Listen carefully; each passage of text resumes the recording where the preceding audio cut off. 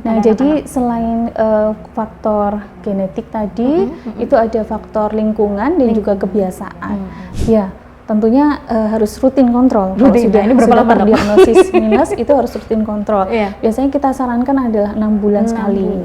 Kalau kedua orang tuanya itu miopia, itu anaknya bisa 6 kali lipat resiko untuk terjadi miopia.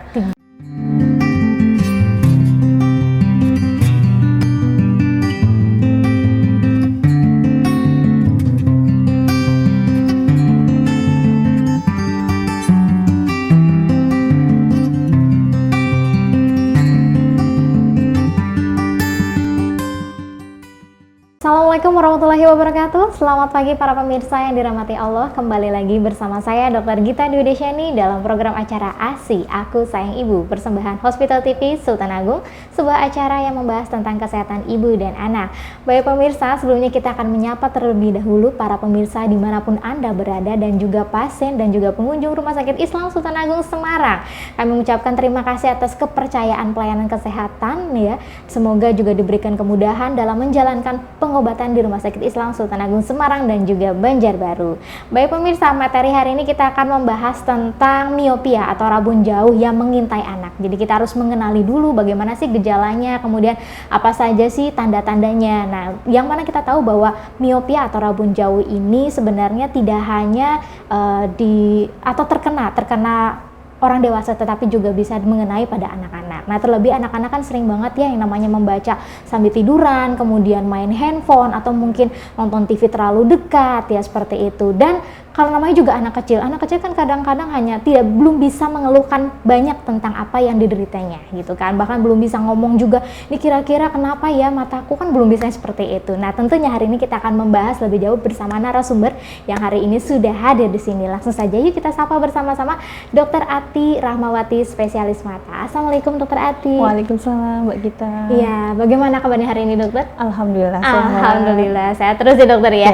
Nah, di tema kita hari ini pada program ASI ya dokter, kita akan membahas tentang miopia, tapi miopia yang terjadi pada anak-anak. Nah, mungkin bisa dijelaskan dulu dok, apa artinya atau mungkin bagaimana fungsi mata normal pada anak, kemudian mungkin fungsi proses melihat mata yang secara normal itu seperti apa sih dok? Silahkan dok. Terima kasih Mbak Gita. Mungkin saya sapa dulu pemirsa ya. Pemirsa, apa kabarnya di rumah atau mungkin di Rumah Sakit Sultan, di lingkungan Rumah Sakit Sultan Agung. Semoga juga semua bisa mendapatkan kesembuhan dan juga dalam kondisi sehat. Jadi tadi Mbak Gita membahas bagaimana sih kita penglihatan, proses penglihatan kita.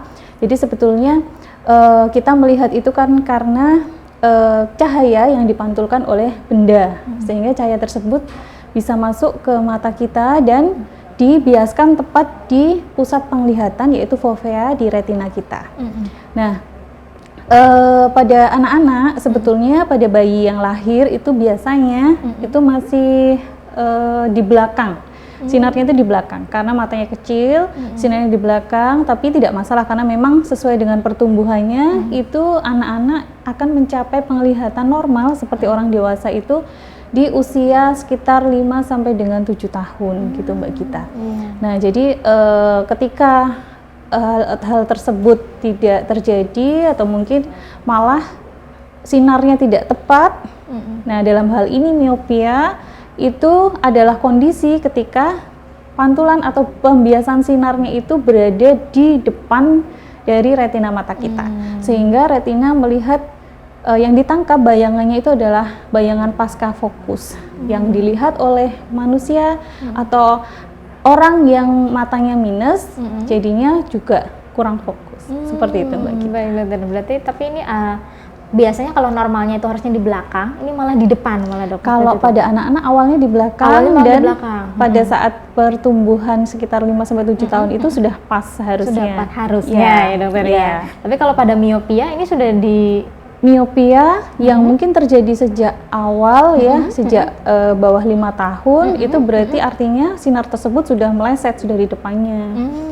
Dan itu juga bisa terjadi juga ketika misalnya anak tersebut sebetulnya sudah mengalami emetropia atau sudah pas tadi sinarnya, hanya saja dalam pertumbuhannya kemudian dia juga mengalami miopia. Jadi memang miopia itu biasanya adalah penyakit yang dimulai pada saat masa anak-anak. Jadi ketika dan itu menetap ketika dewasa. Wah, cukup berat juga ya dokter ya. Bahkan kalau dari anak-anak udah kena, dewasa juga bisa sampai menetap. Nah, kalau misalkan faktor resiko yang bisa yang menyebabkan kejadian miopia pada anak-anak ini biasanya apa, Dok? Ya, jadi memang ada faktor mungkin bawaan juga ya Mbak Gita ya. Jadi bawaan anak tersebut memang pada saat lahir itu sudah menderita mata miopia. Jadi memang penyebabnya itu kan kebanyakan karena panjang bola matanya Mbak Gita. Panjang bola matanya, kemudian juga kelengkungan dari alat-alat optik matanya, misalnya korneanya, kemudian lensanya, yang kemudian sinar tersebut tidak pas. Jadi bisa saja itu bawaan sejak lahir, dan bisa juga itu faktor genetik ya, yang diturunkan dari orang tuanya. Karena memang kalau dari orang tuanya mungkin mengalami miopia juga bisa menurun ke anaknya, seperti itu. Dan kemudian ada faktor-faktor yang mempengaruhi pada saat mungkin kelahirannya, misalnya bayi prematur, seperti itu juga resikonya lebih tinggi. Jadi kalau kita berbicara penyebabnya, memang penyebabnya itu adalah karena faktor anatomi dari mata tersebut ya. Jadi bentuknya, katakanlah orang minus itu bisa dibilang lebih lonjong matanya, seperti itu ya. Nah, jadi dan memang ada faktor-faktor yang mempengaruhi terutama nanti progresivitasnya atau penambahan minusnya. Karena biasanya anak-anak apalagi ya, kok nambah terus minusnya ya, bukannya berkurang malah nambah gitu ya. Iya, betul dok. Iya, nah ini cukup menarik ya dokter ya, karena tadi ada disebutkan karena keturunan seperti itu. Nah kalau misalkan dok, ibunya ternyata dia sudah lasik nih dok, masih ada kemungkinan anaknya nanti bisa minus nggak dok? Ya, masih tetap ada. Masih tetap ada. Jadi kalau itu memang terkait sama genetik ya Mbak Gita ya, jadi itu memang bisa dikatakan sampai kalau kedua orang tuanya itu miopia, itu anaknya bisa 6 kali lipat resiko untuk terjadi miopia. Meskipun begitu, dilaporkan ya baru-baru ini juga, meskipun kedua orang tua yang tidak ada yang miopia, itu meningkat juga resikonya lebih tinggi dibanding mungkin beberapa dekade yang lalu, seperti itu. Jadi seringkali memang orang tuanya merasa kami berdua tidak ada yang minus, tapi kenapa anak saya minus, seperti itu. Sering ada pertanyaan seperti itu. Dan berarti memang karena ada memang faktor-faktor yang lain gitu. Jadi memang minus ini tidak disebabkan oleh satu faktor saja, genetik saja atau mungkin kondisi bawaan saja, tapi banyak faktor lain yang mempengaruhi. Luar biasa. Tapi kalau misalkan bagaimana cara kita untuk mendeteksi dininya gitu, bagaimana dok? Anak-anak yang mengalami kelainan refraksi tidak hanya minus ya, jadi tapi memang kebanyakan memang minus ya Mbak Gita ya. Rabun jauh tadi itu sebetulnya pada saat kalau anaknya sudah mengenal literasi, anaknya sudah sekolah, biasanya itu sudah ini ya, sudah ngeh ya. Biasanya kok aku nggak lihat seperti itu, tulisannya bu guru di papan tulis seperti itu, dan gurunya pun juga mungkin biasanya memperhatikan. Makanya seringkali kasus-kasus kelainan refraksi termasuk minus ini awalnya itu justru disadari oleh gurunya. Ya, kemudian memberikan masukan ke orang tuanya, apakah ini bisa diperiksakan seperti itu, karena sepertinya kesulitan untuk melihat. Nah, itu kalau sudah masa sekolah. Tapi kalau misalnya sebelum masa sekolah itu memang agak sulit Mbak Gita, seperti tadi disampaikan, anak seringkali tidak menyadari kalau penglihatannya itu sebetulnya buram. Karena dia dan dia mungkin masih bisa melakukan aktivitas seperti teman-temannya, seperti mungkin naik sepeda, mungkin lari-larian seperti itu ya. Nah, tapi ketika di masa sekolah itu baru terasa. Meskipun begitu bisa juga sebetulnya sudah ada tanda-tandanya ya. Jadi ketika pas waktu mungkin masih balita seperti itu ya, bisa jadi ketika melihat sesuatu dia harus mendekat. Mungkin gampangnya misalnya ketika melihat televisi, mungkin anak yang lain itu bisa melihat dari jarak yang jauh ya. Anak tersebut mendekat, selalu mendekat. Nah, kadang-kadang kan orang mengira bahwa gara-gara anak itu sering mendekat ketika melihat televisi atau melihat sesuatu itu yang menyebabkan minus. Tapi sebetulnya kemungkinannya malah enggak. Kemungkinannya iya, justru dia menderita minus, oleh karena itu dia berusaha mendekat agar bisa melihat dengan jelas, kayak gitu Mbak Gita. Baik dokter, berarti memang faktor risiko tadi balik lagi ya dokter ya, tidak hanya genetik. Nah kalau misalkan yang paling tinggi angka kejadiannya resikonya karena apa nih dok? Nah jadi selain faktor genetik tadi, itu ada faktor lingkungan dan juga kebiasaan. Nah ini juga memang yang banyak dilaporkan itu adalah aktivitas di luar ruangan. Aktivitas di luar ruangan itu menjadi faktor protektif atau faktor yang bisa mencegah kejadian mata minus ini ataupun progresivitasnya. Jadi karena mungkin ketika kita beraktivitas di luar ruangan ya, apalagi anak-anak ya, cenderung aktivitas yang kita lakukan adalah aktivitas fisik ya, aktivitas fisik, kemudian aktivitas melihat jauh, kemudian juga terkena dengan sinar yang alami ya, sinar matahari alami ya. Sedangkan kalau di dalam ruangan mungkin kita banyak melakukan aktivitas melihat dekat, kemudian juga kurang sinar cahaya matahari, karena ada juga yang mengaitkan dengan kondisi kekurangan vitamin D Mbak Gita. Jadi vitamin D itu juga diduga berperan juga untuk progresivitas miopia itu. Jadi kalau aktivitas di luar ruangan itu faktor protektif, jadi indoor activity atau aktivitas di dalam ruangan atau mungkin near work itu juga dikatakan bisa juga menjadi faktor resiko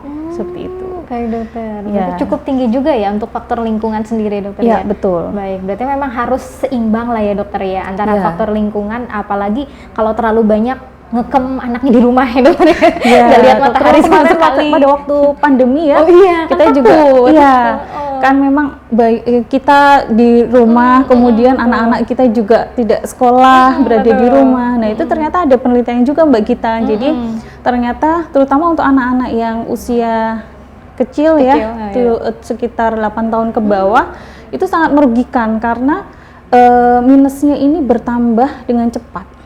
Seperti itu dibandingkan anak yang lebih tua lagi. Jadi tetap harus diseimbangkan aktivitasnya. Ya, iya baik dokter. Nah kalau untuk peningkatan progresivitas atau kecepatannya tadi memang sulit sekali untuk kita ukur ya dokter ya, karena berbeda-beda seperti itu. Sebetulnya kalau kita sudah tahu anak itu minus, pastinya kan kita minta untuk kontrol dan kemudian kita kita pantau terus ya Mbak Gita ya, untuk seberapa minusnya seperti itu.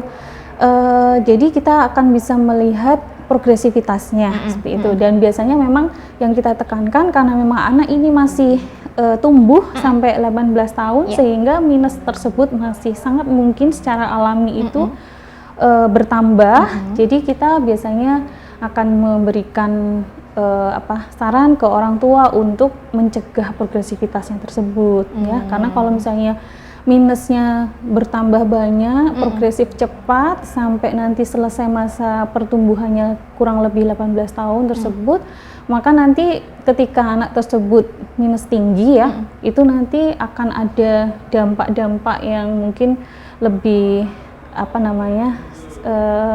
yang akan mempengaruhi penglihatannya, lebih beresiko lagi. Baik dokter. Nah kalau misalkan tadi sebenarnya harus kontrol. Nah sebenarnya kapan sih waktu yang tepat para orang tua itu untuk membawa ke dokter ini dok? Ya, jadi tentu saja karena memang ini bisa terjadi mulai sejak seawal mungkin ya Mbak Gita ya. Jadi ketika tentu saja kalau ada keluhan, misalnya anak tersebut misalnya suka mendekat ketika melihat, atau bahkan penglihatannya lebih buruk lagi, jadi dia mungkin suka menabrak benda-benda seperti itu, tentu saja harus segera dibawa ya sedini mungkin.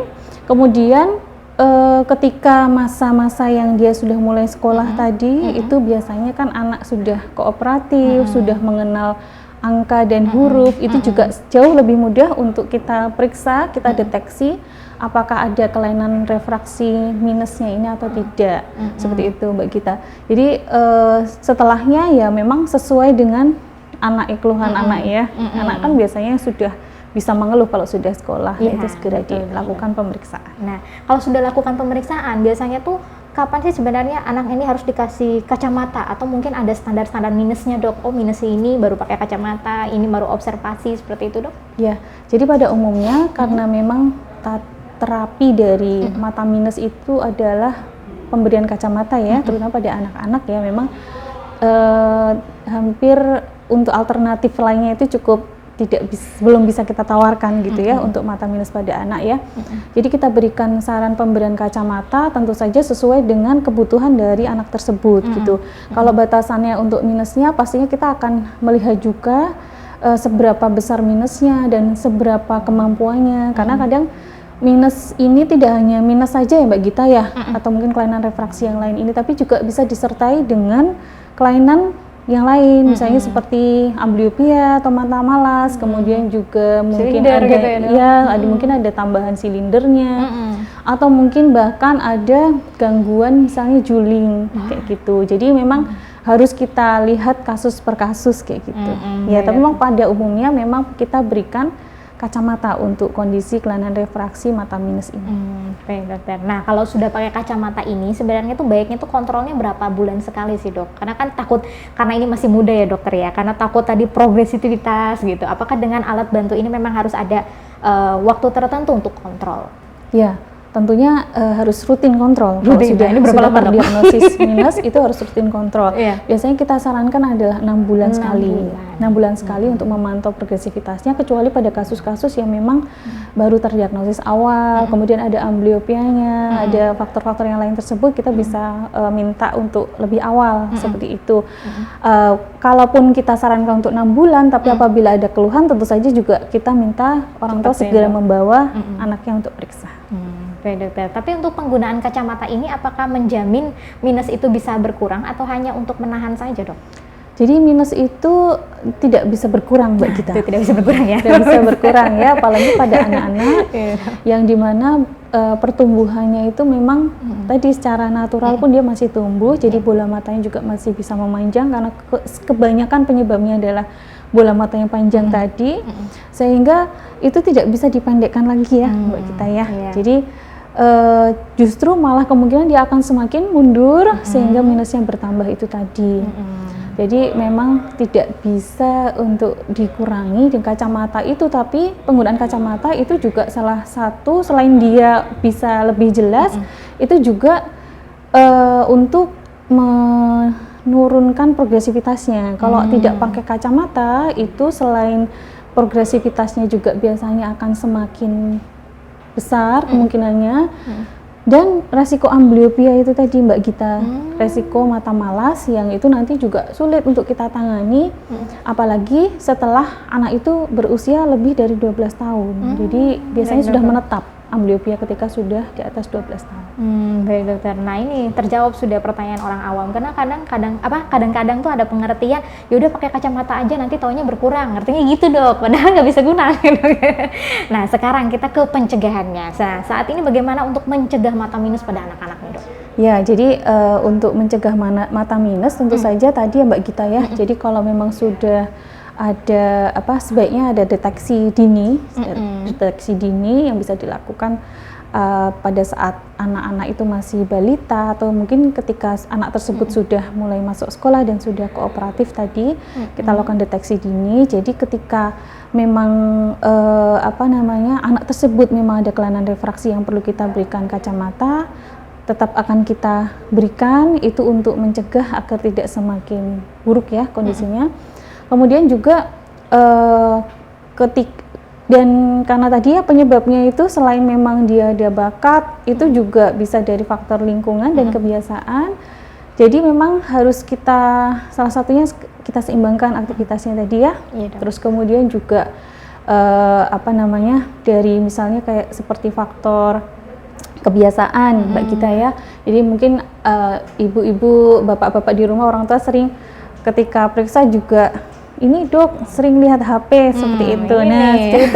Nah itu juga satu hal yang mungkin bapak ibu sendiri yang mengontrol gitu, berapa lama anak tersebut, dan kita juga ada rekomendasi ya. Sebetulnya anak-anak itu boleh berapa lama sih bermain gadget, yang itu biasanya kan kalau bermain gadget itu juga jarak dekat ya Mbak Gita ya, betul. jarak dekat, kemudian juga dia cenderung nanti lupa waktu, jadi tidak aktivitasnya jadi terus seperti itu. Nah itu juga dilaporkan memang itu ada pengaruhnya juga ke mata minus selain ke kesehatan anak secara keseluruhan gitu ya. Jadi itu hal-hal yang mungkin bisa dilakukan untuk mencegah agar anak tersebut tidak menderita miopia atau mungkin miopianya tidak progresif dengan cepat.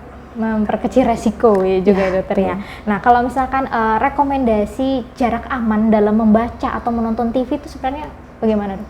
Ya kalau untuk membaca tentu saja tetap sesuai dengan batas kemampuan akomodasi mata manusia ya Mbak Gita ya. Jadi sekitar 3 dioptri, oleh karena itu sekitar 33 cm. 33 cm. Ya, jadi memang kebiasaan membaca misalnya seperti itu, membaca atau sekarang sih juga membaca bisa juga di gadget ya Mbak Gita. Itu juga kita kalau misalnya kita sebetulnya misalnya kita sudah lelah kemudian kita membaca sambil tiduran, tengkurap seperti itu biasanya cenderung dekat ya. Iya, dekat ya, nggak terlalu dekat nah seperti itu. Sehingga kita berakomodasi berlebihan, mungkin kalau orang dewasa efeknya jadi matanya lelah ya Mbak Gita ya, apalagi kalau sudah mengalami presbiopia di atas 40 tahun pasti akan sudah lelah, akhirnya udah menyerah malah ya. Tapi kalau anak-anak karena kemampuan akomodasinya itu masih besar, kadang asik aja gitu. Padahal salah satunya ya ketika teorinya ya Mbak Gita ya, ketika seorang itu anak itu banyak berakomodasi akibat dari melihat dekat tadi, itu jadi progresivitasnya yang bertambah itu tadi, karena matanya seolah-olah ini kenapa akomodasi terus ya, akomodasi kan melelahkan ya Mbak Gita ya, sehingga mata kita berusaha untuk mengkompensasi ketika dia masih bisa tumbuh, jadi sehingga dia tumbuh, karena berakomodasi itu kan dia berusaha untuk memajukan sinar yang ada di belakang retina, itu ya Mbak Gita ya. Nah ketika kita mata yang masih tumbuh mungkin jadi meresponnya lain, jadi oh ini berarti kurang mundur karena harus berakomodasi terus. Nah ketika melihat jauh jadinya akhirnya sinarnya jatuhnya terlalu di depan yang jadi artinya minus itu tadi. Iya, terlalu dipaksakan kerja nih dok ya matanya ya, yang harusnya udahlah dayanya segini aja, malah karena saking terlalu deketnya membaca malah bikin mundur. Baik pemirsa, nah ini pertanyaan terakhir dok, pesan-pesan apa yang ingin disampaikan kepada para pemirsa yang sedang menyaksikan hari ini, silakan dokter. Ya, jadi kelainan refraksi termasuk miopia ini itu sebetulnya itu bukan suatu kelainan yang mengancam jiwa, memang bukan, tapi memang akan sangat mempengaruhi bagaimana nanti pada saat anak itu dewasa ya. Ketika seorang anak menderita kelainan refraksi termasuk miopia ini, maka pilihannya adalah diberikan kacamata dan kemudian dicegah progresivitasnya. Ketika nanti mungkin anak tersebut dewasa dan tidak perlu atau mungkin tidak menginginkan untuk menggunakan kacamata, ada alternatif yang bisa kita tawarkan seperti operasi lasik.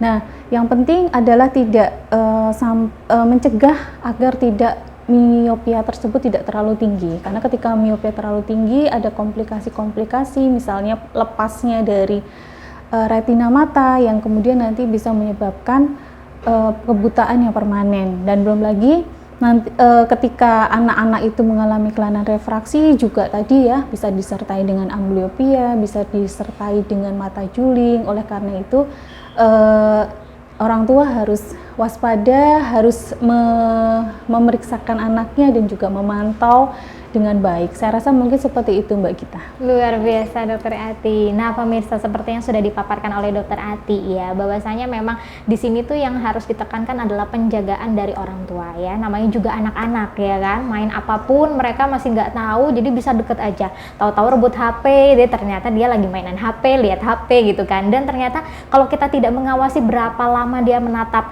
cahaya monitor dari HP atau komputer seperti itu bisa salah satu untuk resiko terjadinya miopia seperti itu. Jadi memang harus diawasi kegiatannya dan harus diseimbangkan antara kegiatan di dalam dan di luar ruangannya, sehingga cukup mendapatkan vitamin D tadi yang tadi kekurangan ya dokter ya, dan juga harus makan makanan yang bergizi. Nah kita ucapkan terima kasih kepada Dokter Ati atas kehadirannya. Terima kasih Dokter Ati. Semoga bisa bermanfaat untuk kita semua ya dokter ya. Ya, sehat selalu ya dok ya. Baik pemirsa, sampai di sini dulu perjumpaan kita jangan lupa saksikan ASI Aku Sayang Ibu tentunya di channel YouTube RSI Sultan Agung Semarang. Jangan lupa di like, subscribe, dan juga nyalakan tombol notifikasinya agar tidak ketinggalan tema-tema kita yang menarik setiap minggunya. Baik, saya Dr. Gita bersama kru yang bertugas hari ini mohon undur diri, sampai jumpa minggu depan. Wassalamualaikum warahmatullahi wabarakatuh.